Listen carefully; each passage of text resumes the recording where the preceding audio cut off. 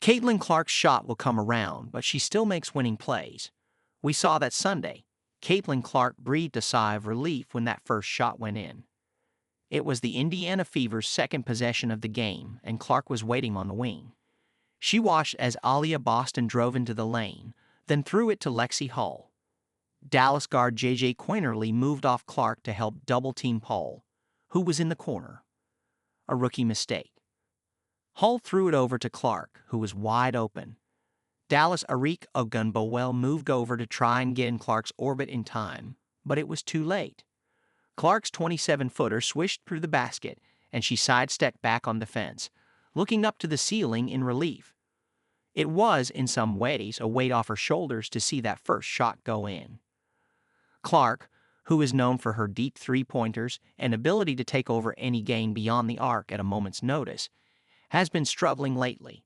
She came into Sunday's game shooting 4 of 35 from three-point range in her past 5 games and missed 4 regular season matchups because of a left groin injury.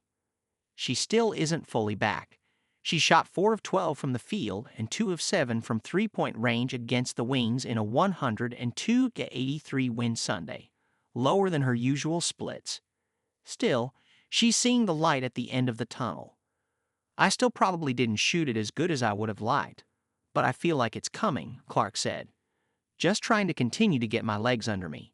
And like I said, pre-game, like I feel like I'm a couple shots away from, like, having a really good game.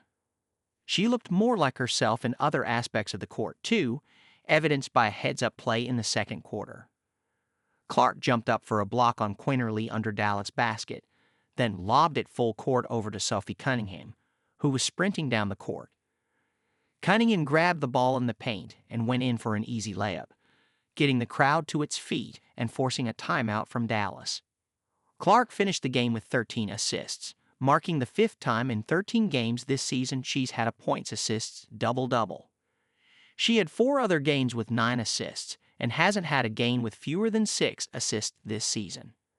The Fever's coaching staff has emphasized defense especially this season, and it's been paying off. Indiana is 6th in defensive rating in 2025, allowing 99.9 points per 100 possessions, much improved from its 11th place standing in 2023 and 2024.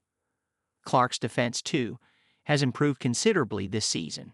She had 5 steals Sunday afternoon, getting into the passing lanes and intercepting 4 passes from 2025 1 pick Paige Guickers. It can be exhausting for Clark to be that active on both ends of the floor, but it's also something that brings momentum to both sides of the ball. I think just being active, like I can be a really good defender when I choose to, and when I work really hard on it and don't conserve energy, Clark said. So proud of myself in that regard. And I think that probably motivates our offense, like when I bring a tenacity on the defensive end. I think it really helps our offense go. That activity on defense, too, shows how much she's been improving since her return from injury. 7 deflections. You can tell she's starting to feel a little bit better, more explosive. Fever coach Stephanie White said, her anticipation is really good. She read the plays. She read the rotations.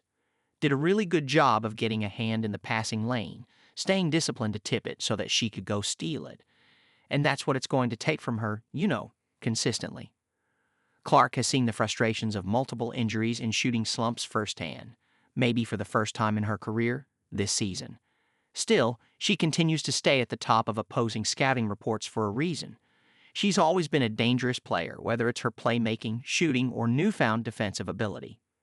Eventually, that shot will start falling consistently again. I just want her to have a little bit of patience, to give herself a little bit of grace, and to still do the other things that she does so well in the game that affect winning, White said. Because yes, she's an elite shooter. Yes, that's what everybody wants to see. But she makes other winning plays, and she can control those things and control the things that you can control, continue to work through the rhythm, the timing, the strength, the endurance, and it's going to come.